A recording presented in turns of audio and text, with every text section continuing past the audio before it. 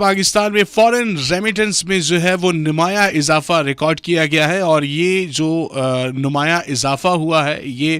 Special investment facilitation council جو کہ SIFC ہے اس کی کوششوں کا نتیجہ ہے۔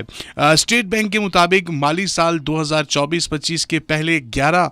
مہینوں کے دوران جو رسمی چینلز کے ذریعے جو بھیجی گئی فورن ریمیٹنس ہیں اس میں 28.79% جو ہے وہ اضافہ ہوا ہے، جس کے بعد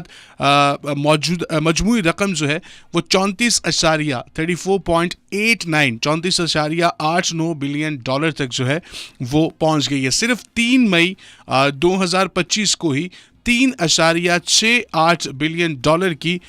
جو ہے وہ ریمیٹنس موصول ہوئی تھی، اور ریمیٹنس جو ہے وہ موصول ہوئی جو پچھلے سال کے اسی مدت کے مقابلے میں 13.67% زیادہ ہے۔